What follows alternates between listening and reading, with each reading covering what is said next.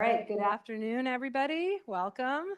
Good to see you all here. Thanks for joining us for the 2025-26 Howard and Iris Kaplan Memorial Lecture at the Maurice A. Dean School of Law at Hofstra University. You all know that, but that's for the judges' sake.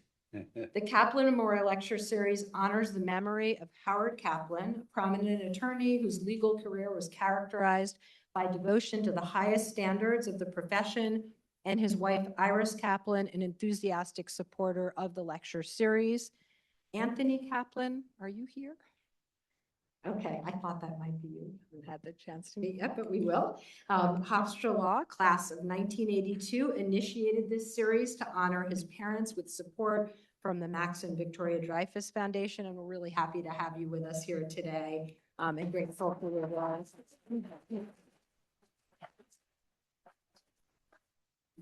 The goal of this lecture series is to bring jurists of distinction and prominence to Hofstra Law to address students, faculty, and the legal community on important and timely legal issues. So we certainly have a jurist of distinction and prominence here with us today. Before I introduce them, I want to welcome students, faculty, administrators, people from both the law school and from main campus. It's great to have everybody here today. It's my really great pleasure to welcome our distinguished speaker, Judge Raymond Lohier Jr. of the United States Court of Appeals for the Second Circuit. Judge Lohier was nominated to the Second Circuit by President Barack Obama in 2010 and unanimously confirmed by the United States Senate later that year. I believe he was nominated to the seat vacated when Justice Sotomayor was elevated to the Supreme Court. Correct. Before The slow evolutionary downward curve. Before joining the bench, Judge Lohier spent a decade in the United States Attorney's Office for the Southern District of New York. And in that role, he had several leadership positions, including senior counsel to the U.S. Attorney and chief of both the Securities and Commodities Fraud Task Force and the Narcotics Unit. During that time, he oversaw some of the most significant cases in recent history, including a name you might recognize, the Bernard Madoff prosecution and other major financial fraud cases. Earlier in his career, Judge Lohier served as senior trial counsel in the Civil Rights Division of the U.S. Department of Justice, where he worked on important employment discrimination and civil rights litigation cases. He also practiced at Clearly Gottlieb, Steen, and Hamilton, where we may have crossed paths one summer, and clerked for Judge Robert Patterson, Jr. of the United States District Court for the Southern District of New York. Judge Lohier graduated from Harvard College and received his JD from New York University School of Law. And in addition to his judicial service, he remains deeply engaged in the legal community as a member of the American Law Institute, a trustee of NYU School of Law, and he also teaches there as an adjunct professor. We are honored to have him with us today to deliver this year's Kaplan lecture titled A Legal Frame of Mind. Everybody start to think of your questions because as the judge reminded me, it's one of these few times you get to ask a judge a question and a Second Circuit judge is that. So please think of your questions. Do not be shy. We have plenty of time for Q&A, and join me in a warm welcome to Judge Lohier.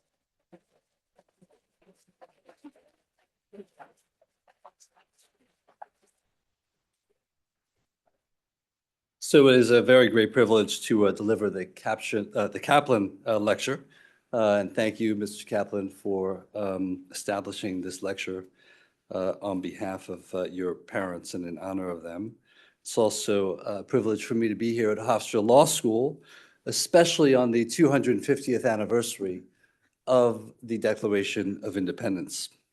And I want to convey my special thanks to my friend, Jenny Roberts, Dean Roberts, who my wife and I have known for a very, very, very long time, and who invited me to deliver this lecture. I don't know if she'll come to regret it, but we'll see. So I've got to say that deans, and you heard that I am on the board of another law school, NYU, and I've come to learn that deans are very, very, very important beings in the life and culture of a law school, and you have a great fortune in having Dean Roberts as your dean in these challenging times. I'd be remiss if I didn't also say how pleased and proud I am to be here with my former law clerk, Professor Jack Zarin Rosenfeld. Stand up, Jack.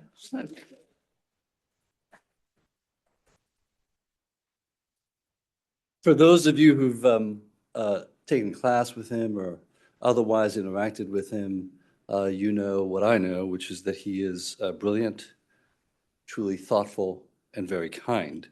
And I've been, very lucky to have had an amazing master of law clerks. And I think that Jack can verify this. I'm sorry, Professor Zarin Rosenfeld can verify this.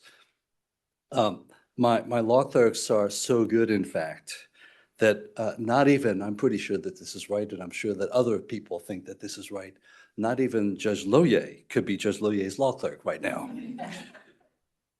I've been told that I have more than my expected share of law clerks entering the legal academy since my appointment about 15 years ago on January 3rd, 2011. And each year, I actually look for potential law clerks who have an academic frame of mind. And as Professor Zarin Rosenfeld is aware, I sometimes know that my law clerk will join the legal academy well before they know it. But the most important factor to me, and this might be important to the students in this room, the most important factor to me in selecting law clerks beyond obviously a very high level of competence is that they have a legal mind, and I'll talk about that in a moment, and that they be kind. Kindness, my friends, matters in whatever profession and whatever area of the profession you might find yourself. So in thinking about what I should say for this lecture, I considered addressing some work that I've done on reentry courts. I'll talk a little bit about that later.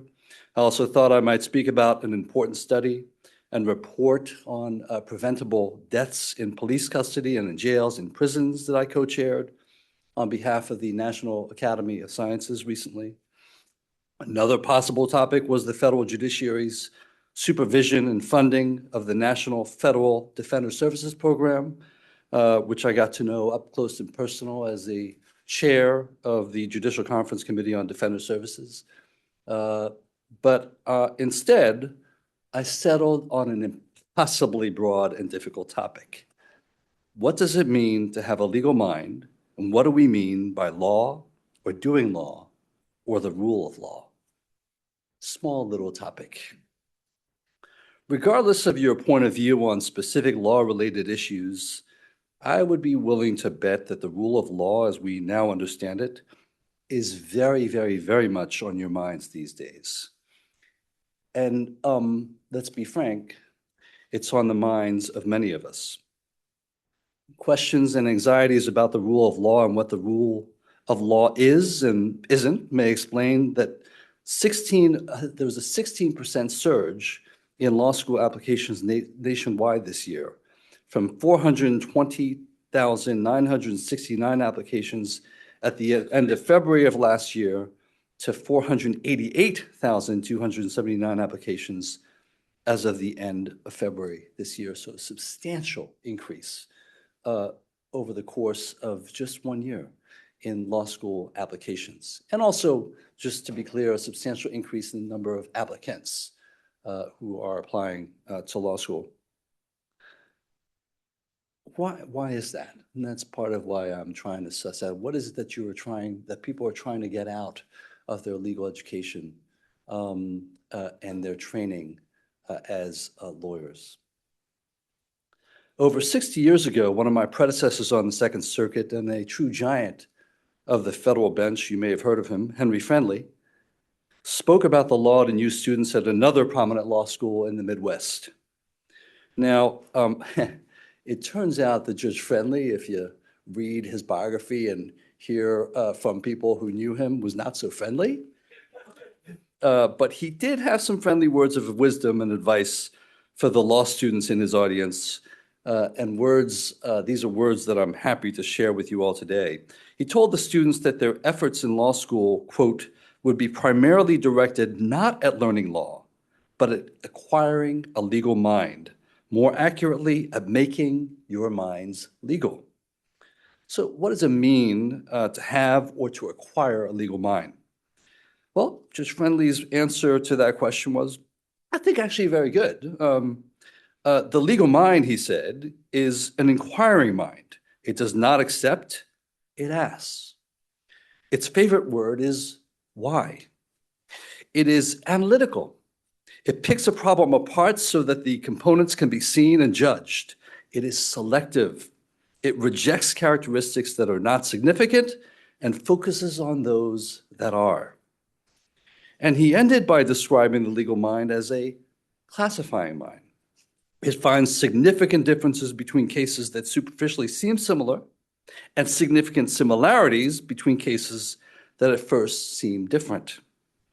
It is, in other words, a discriminating mind. As I said, Judge Friendly's description of the legal mind is very good, very helpful. But I think it also ultimately leaves something to be desired. It's not entirely fulfilling. First, I'd personally add that the legal mind as a frame of mind is not only inquiring, but also roving and defined by wide-ranging interests. It will probe with equal delight the implementation of the Sixth Amendment right to counsel, the tragedy of preventable deaths in custody, and the deficiencies of the medical examiner system in this country, as well as the rehabilitation of the formerly incarcerated. And on and on and on across multiple issues of importance. Second, Judge Friendly's description of the legal mind leaves out, and this is really the thing that I find most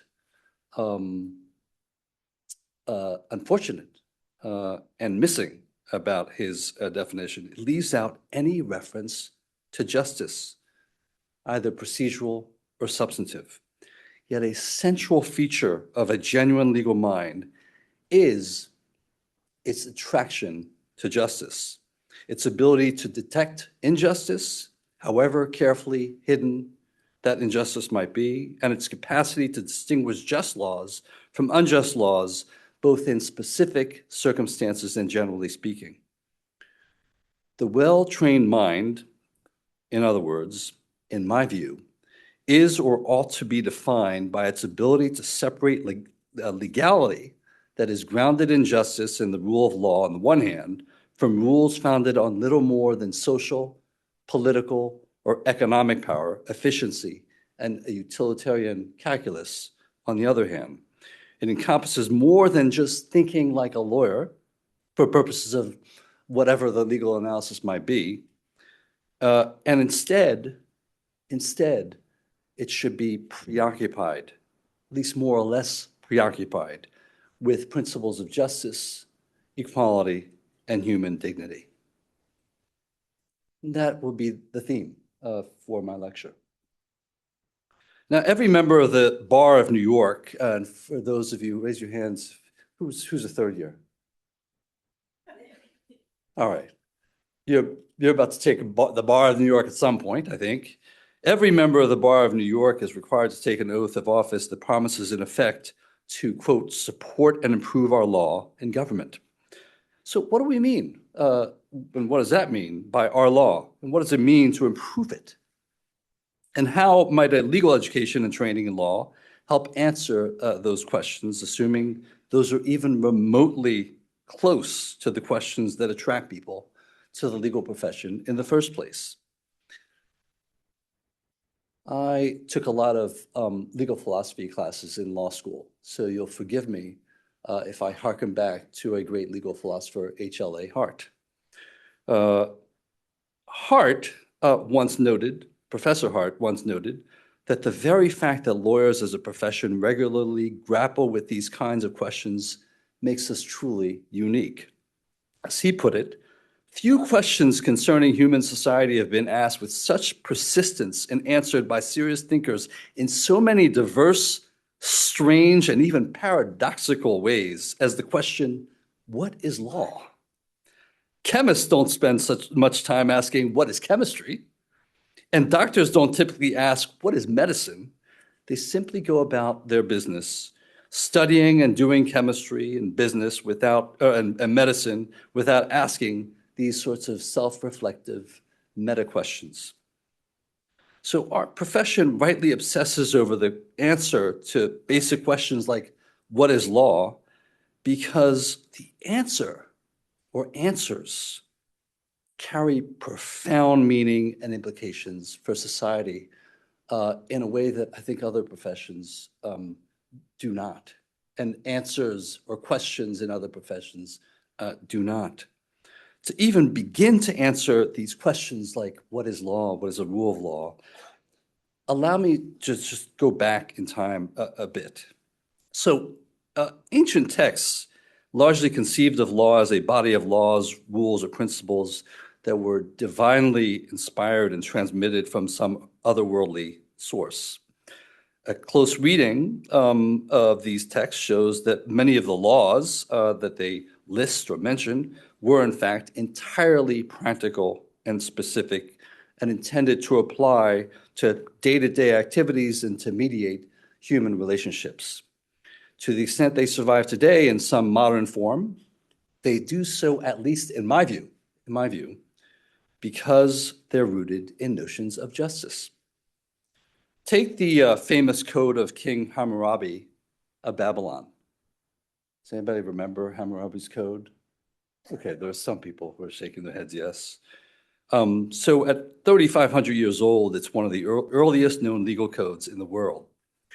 The code, which is inscribed on a large stone, if you ever see a photograph of it, is a collection of 282 laws, perhaps the most famous of which is law number 196, an eye for an eye. It covers every field and even actually provides for a minimum wage 3,500 years ago. So take that, FLSA. But for my purposes, the most eye-catching part of the stone is that it depicts Hammurabi receiving the laws from Shamash, the Babylonian god of justice and equity. It also contains a prologue or preamble to the laws, a sort of description of executive intent that the code's purpose is, quote, make justice visible in the land to destroy the wicked person and the evildoer, that the strong might not injure the weak. Like Hammurabi's code, later thinkers were animated by a conception of law as fundamentally about dispensing justice. Take, for example, the Oresteia by the Greek playwright Aeschylus. Sometimes you'll hear the name Aeschylus, I think is the right pronunciation. And the Oresteia is a play about revenge, justice, and the centrality of law in society from 500 or so BC. It was first performed actually in 458 BC, and it's credited with establishing the very idea of a jury system, roughly actually as we know it today, several centuries later. You may have heard the story, which sounds almost like a soap opera. Orestes, one of the main characters, kills his mother, Clytemnestra, because she helped her boyfriend murder her husband, Orestes' father, King Agamemnon, after he has returned from victory in the Trojan War. But by taking justice into his own hands and killing his mother in revenge and prolonging a long family blood feud, Orestes and others like him, according to the play, they threaten the social order. And the only way to end this endless cycle of lawless revenge is to set up a reliable dispute resolution system in the form of a jury that includes 11 mortals and one goddess, Athena. Orestes is tried for murder before the jury, and Athena, who is juror number 12, ultimately votes in Orestes' favor, breaking a tie among the jurors and resulting in Orestes' acquittal. In the end, the Oresteia describes law as aspiring to justice and social order. A fair system of justice replaces the chaotic cycle of feuds and internal strife that threaten to consume and destroy Greek society. So again, this idea of law and justice and morality as deeply combined and almost merging to deal with society's most vexing social and political problems. Other more overtly religious texts, such as the Hindu Rig Veda, the Bible, and the Quran, or works that interpret those texts, likewise define justice as a core and indispensable component of law. You'll see this in, for example, the Meditations on Law by St. Augustine, a converted Christian from North Africa in the 4th century. He went so far as to define law in the negative. And this is relatively well known. He says, an unjust law is not a law. Now, you wouldn't be faulted for thinking that St. Augustine's definition is a completely unhelpful tautology that helps tell you nothing at all, neither what a law is nor what an unjust law is. Yet over 15 centuries later, St. Augustine's definition, his view of what a law is or isn't, found a very powerful ally in Dr. Martin Luther King Jr.'s letter from a Birmingham jail, which is, by the way, in my opinion, the most powerful letter ever written by an American. And one of the most powerful letters ever written from jail by anyone, anywhere. St. Paul, Gandhi, Mandela, they've got nothing on Dr. King's letter from a Birmingham jail. And I would urge you all to read it or reread it if you can.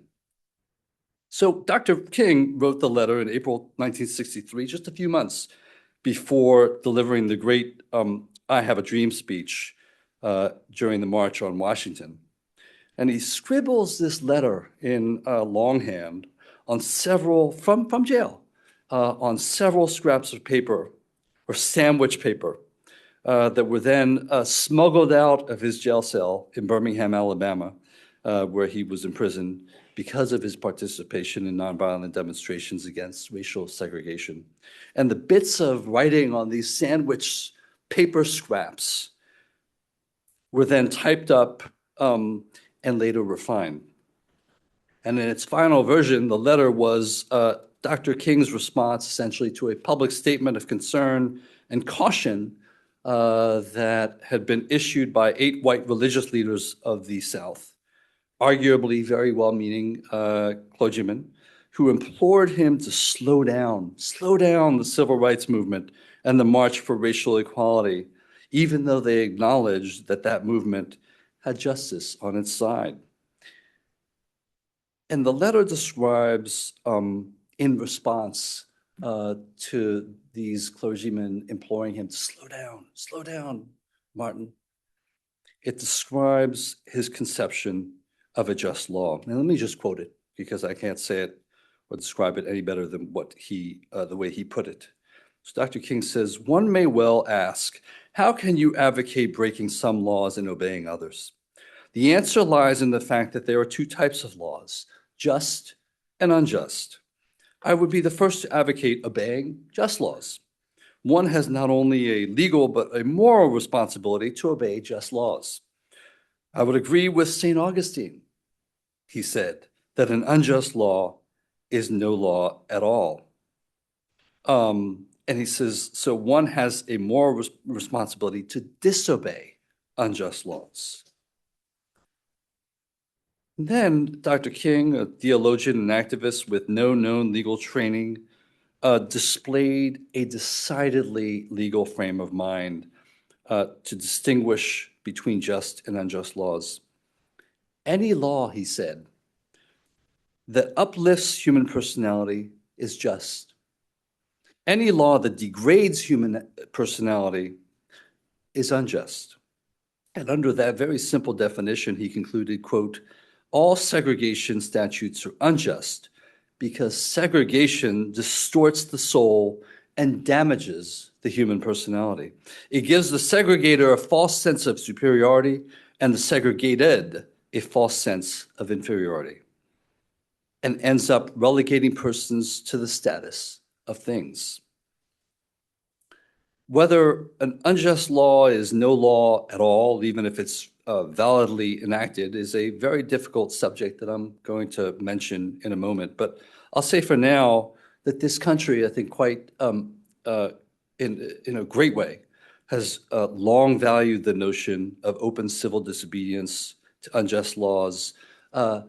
Civil disobedience, by the way, that is marked by the willingness and indeed the expectation that one will face criminal and other penalties. Now, you have these ancient religious texts. You've got St. Augustine, you've got Dr. King with one conception of law and its relationship to justice. Other conceptions of what law is differ radically from those conceptions and what they had in mind in merging law, justice, and morality. So I'll give you a few quick examples. In the 16th century, obviously, Niccolo Machiavelli believed that the equal dispensation of civil justice was nothing more, frankly, than a practical way, if and when necessary, to protect and maintain the state's power.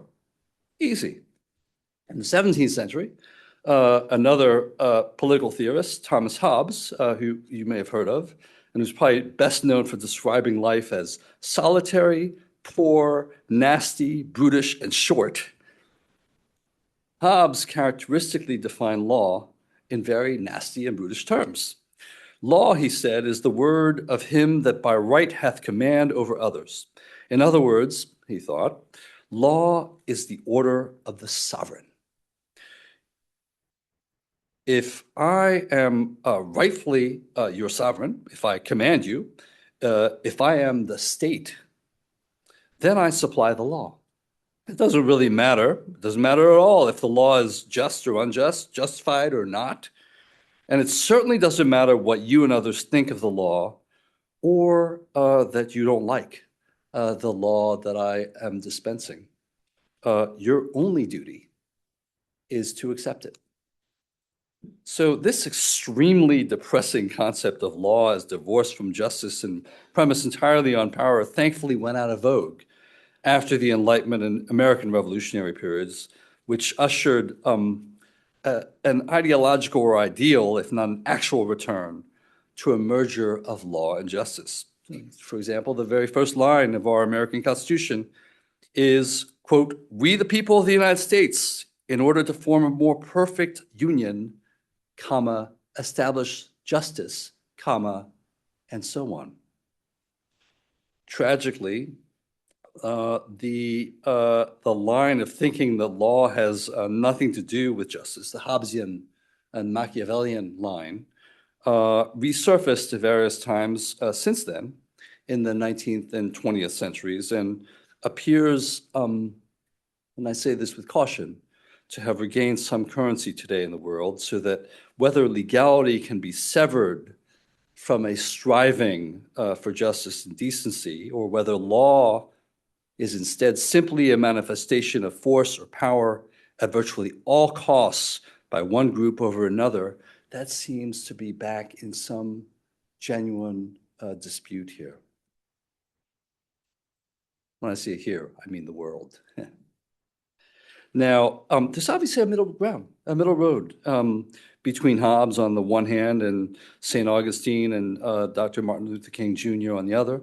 And a good example is offered again by Professor H.L.A. Hart, the legal philosopher, who wrote, by the way, in the wake of World War II and the horrors of the Nazi regime.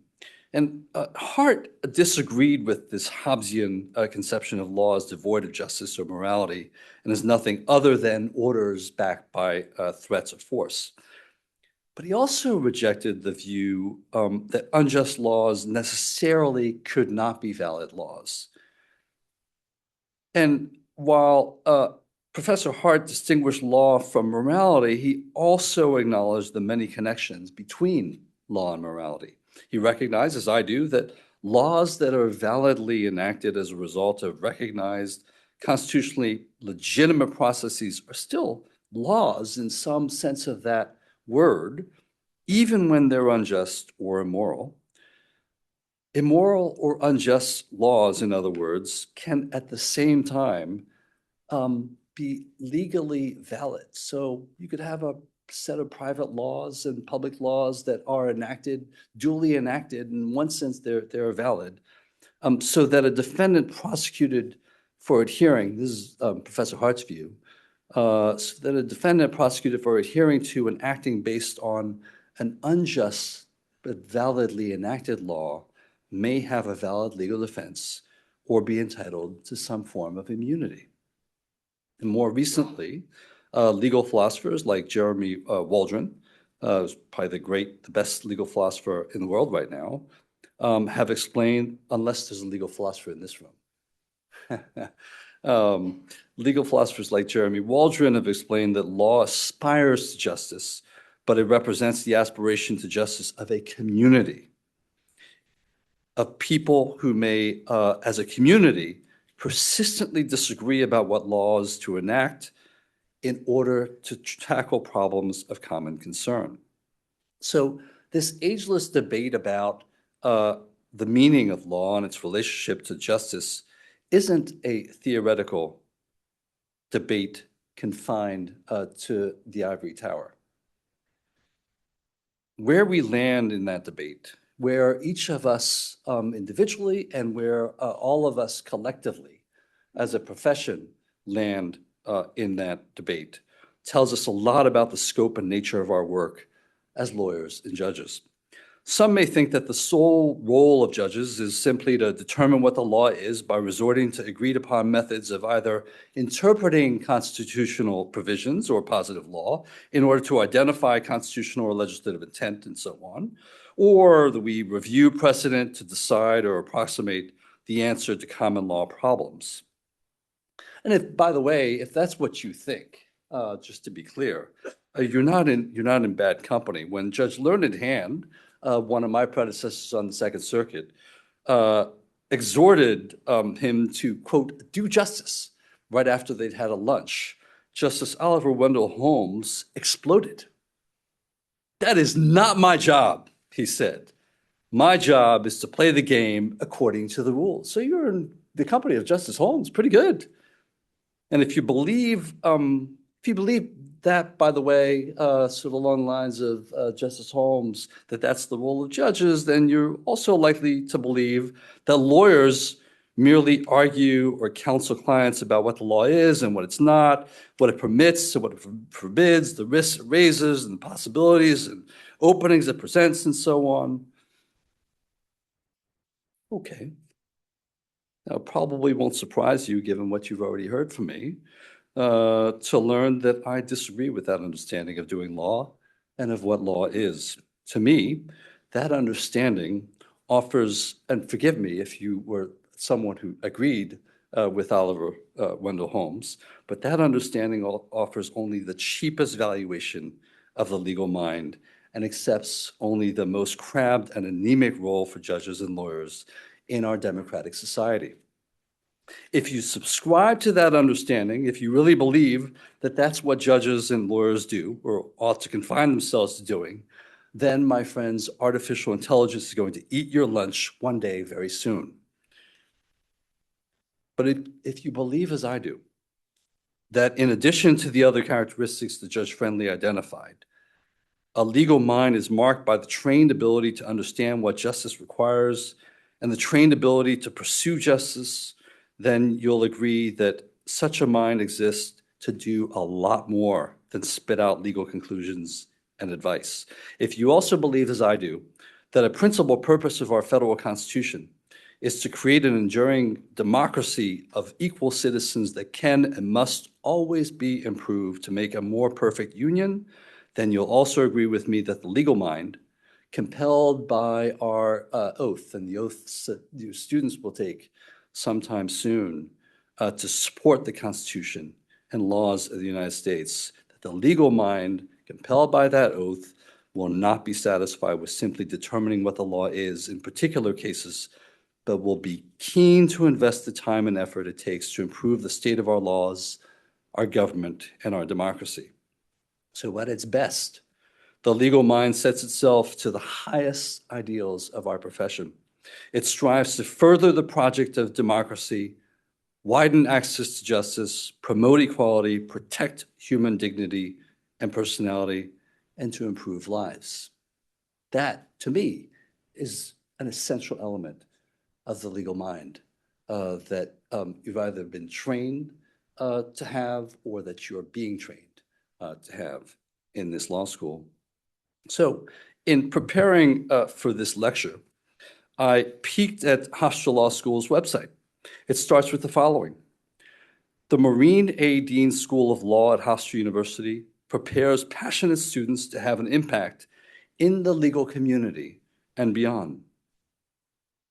I couldn't agree more with that goal.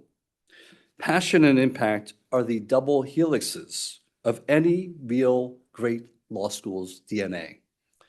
And the best way to learn about law and the rule of law is by rigorous and passionate training in law. And I mean by that the type of training that equips students at Hofstra and elsewhere with the asset of a legal mind, not just a law degree. So let me give you 3 very brief examples of how I think a legal mind can help promote the values of justice and of equality and of dignity, human dignity, outside the ordinary parameters of legal work. And I mentioned these 3 examples elliptically at the start of this lecture. First, I recently co-chaired a committee commissioned by the National Academy of Sciences to address and write a report about deaths in custody in the United States, whether in police custody, jails, prisons, or detention centers. This past year, the committee that I co-chaired issued its final report, which reviewed the state of the medical legal death investigation system for coroners and medical examiners nationwide and tried to answer questions like, why do there continue to be so many preventable deaths in custody in the United States? Why don't we have reliable scientific data regarding medical examiner determinations of the cause or manner of these deaths in custody? Why do so many medical examiner determinations suggest that someone just died of a natural cause when there may have been other causes? And what should judges consider to ensure that expert testimony by medical examiners in criminal and civil proceedings is actually reliable and ultimately admissible? Second example is that a few years ago, I was lucky to chair the Defender Services Committee of the Judicial Conference, which oversees the entirety of the federal criminal defender program in this country.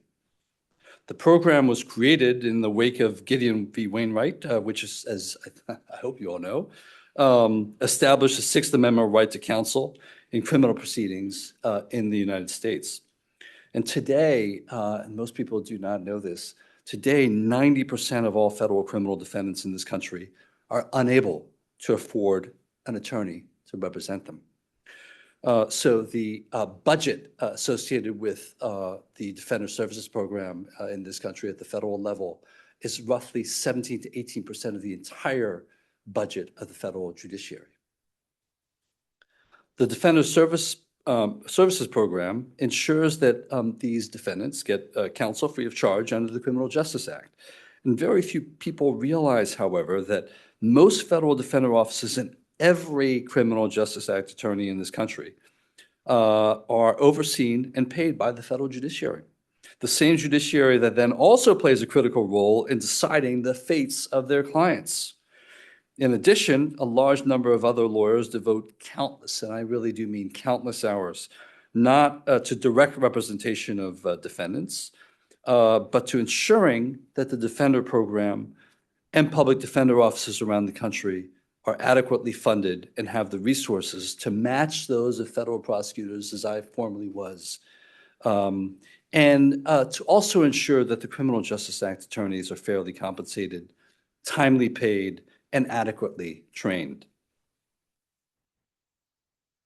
There's a whole dispute about whether the federal judiciary should be in the business of providing oversight of federal defender offices and federal defenders and criminal justice act attorneys when it does not have any oversight over prosecutors. The third and final example that I want to leave you with is the emergence of federal reentry courts around the country, and especially the reentry program with which I'm most familiar. It's called the RISE Court in the Southern District of New York. So the RISE Reentry Court helps the highest risk former offenders maintain crime-free lives. And by highest risk former offenders, I mean people who have sometimes served more than a decade or two in prison for very serious crimes. And I presided over one of these courts for a number of years, and it was deeply meaningful to me. So these participants in the RISE program, after they've come out of prison, can reduce their term of supervised release by attending regularly scheduled group meetings led by a judge to, among other things, identify barriers to and encourage employment. And in return, what they're offered are any number of services to help them succeed, ranging from cognitive behavioral therapy, mentorships, a financial literacy program, pro bono legal assistance from some of the top lawyers and firms in New York City to help them address issues like child support orders, things as simple as traffic tickets that accumulated while they were in jail or in prison, license suspensions, or getting proper identification like a driver's license. And in a few cases, and I witnessed this not just once, but a couple of times, and it was painful to me, but also showed me what justice, broadly speaking, is and what it can do. In a few cases, pro bono counsel was able to draft corporate documents to help a participant start a new business. Or helped, and I just have a specific person, two people in mind, helped an ex-offender finally learn how to read. Someone who didn't know how to read going into prison, never learned how to read in prison, and finally learned how to read, which is such an important part, I think, of modern day citizenship.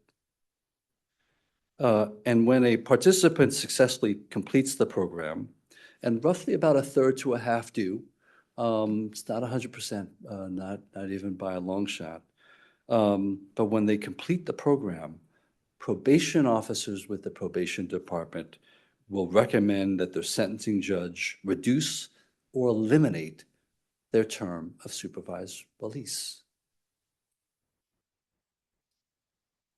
That, my friends, is just an example.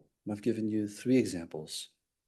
It's just a sample of what a trained legal mind can do to improve justice in this enterprise we call law. Thank you very much.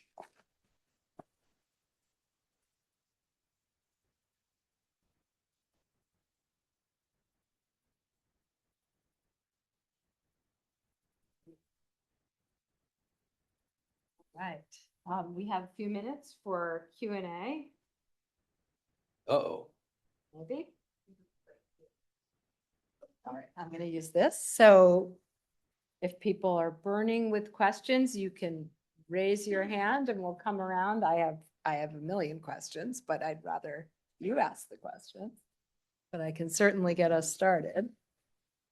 All right, I'll get us started, and then I'm going to cold call, and no, really tempting, but someone will have a question within a minute. All right. Hi, Judge. Hi, how are you? Good to see you as well.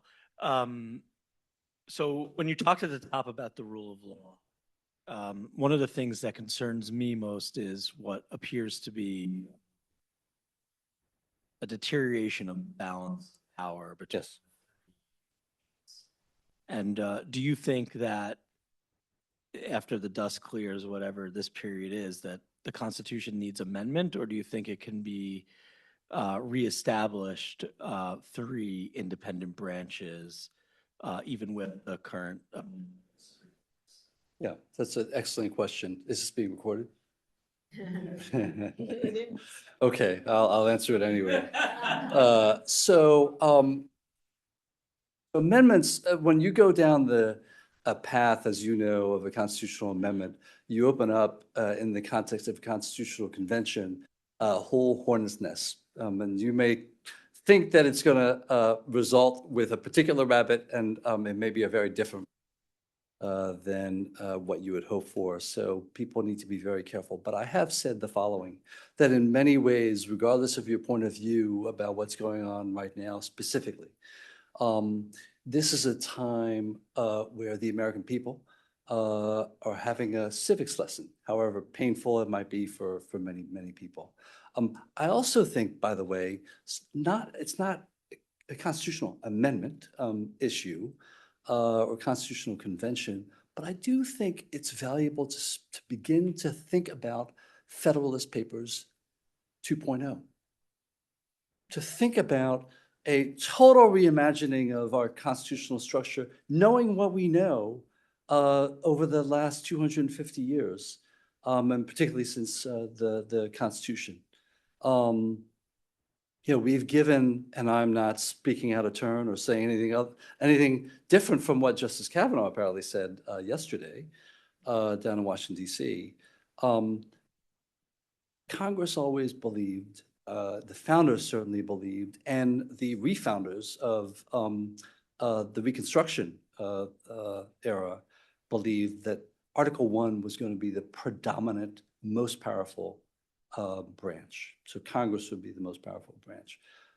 For different reasons, I've written about this, I've talked about this, Congress is not able, you could say able, willing to do its legislative job and its oversight job because of different huge systems of factionalism that Madison was very concerned about and polarization.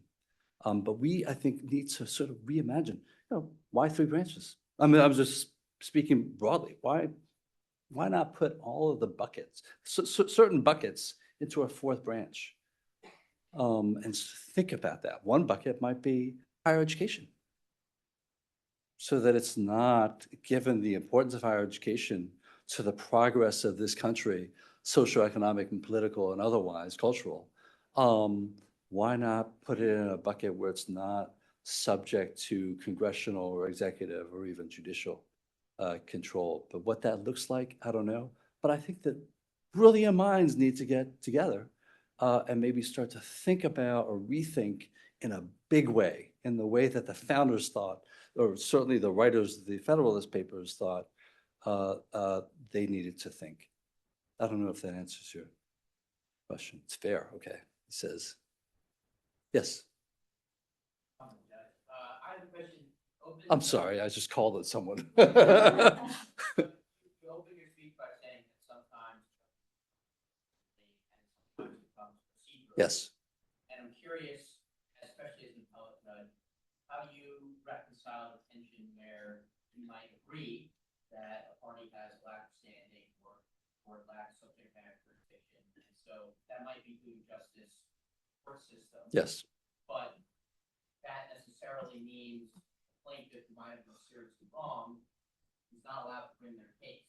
How do you deal with that in your team of justice? Excellent question. So judging is a difficult job. First of all, I'm bound by precedent. And I, just to put all my cards on the table, but I've said this in the context certainly of decisions, I strongly favor access to the courts, to the federal courts. I believe in that. But I also am very wary of trending away from precedent on issues of subject matter jurisdiction in a way that might open up other doors. Stare decisis to me is very important for reasons having to do obviously with predictability, but also confidence in the courts. And I think we've come under attack as a judiciary when we do not abide by this doctrine of stare decisis. That said, there are injustices that will arise when we take a very narrow, whether it's required by precedent or not, very narrow view of jurisdiction. The Republic of Lohier would look very different from the Republic that we have, right? The Republic of whatever your name is would look very different from the Republic that we have. But there's got to be, just to go back, there's got to be sort of a system of rule of law where and by the way, my conception of justice, I should maybe make this very clear. When you go down the road that I am going down, that you heard, my conception of justice may be very different from the conception of justice that another judge has or another actor in the legal sphere has. So we need to be a little careful, and there got to be guardrails on either side or on all sides of that. But yeah, there is a palpable sense in cases that I've got that this person has been wronged, but there's nothing I can do about it. Thurgood Marshall, who was a member of our court, I don't know, in the 1960s, and Justice Kagan, who clerked for him, mentioned this. His clerk, she once went up to him and said, Judge, we gotta bend the rules to give this man justice, right? Because I think maybe it was a habeas petition or something. And his response was, I spent all my career as a lawyer trying to make sure that people comply with the rules and give us a fair chance. So over time, that was his view, even though it might result in a perceived injustice in a particular case. And that, by the way, is the role of the Court of Appeals, is to have the long view. This may sound trite, but almost all of our decisions are like throwing pebbles into the ocean. And you take the long view and the long arc to get to a point where you get justice writ large. I think we have time for one last question, and then someone. Thank you for coming. I just wanted to ask in terms of. What is your name? Rebecca. And what was your name? Thank you. I just wanted to ask in terms of, I know you're speaking about the RISE courts as well as rehabilitation and, reentry into society after incarceration. What do you think the reality or moving forward, especially with the decrease in access or options for parole or for, non-incarceration options, what do you think the reality of programs like the RISE courts in today with that shift of moving away from rehabilitation? So, moving away from rehabilitation, I actually think that the federal courts and many state courts are moving towards forms of rehabilitation, and in some areas, it's got bipartisan support. It's always interesting to me that economic rationales find an audience everywhere, and these reentry courts save time. I think that they're just the right thing as a matter of justice and so on. But they also save time. They save money. I mentioned the probation department. They actually have invested in the Southern District of New York and elsewhere where there are similar programs, either at supervised release or before someone even goes to or is in prison. They actually think that it's so it makes economic sense for their financial sense for them. And I think that there's a compelling argument to be made along those lines. But I also think it's the right thing to do. I just think, I told you this story about a person, actually two people who couldn't read.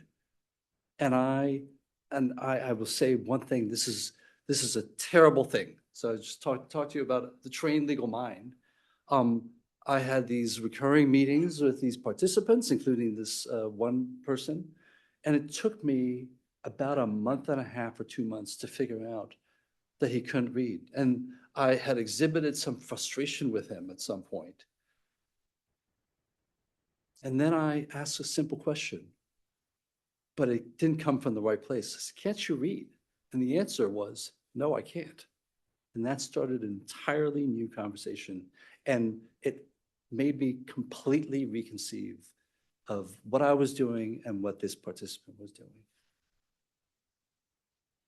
That's a pretty strong note. Oh, sorry.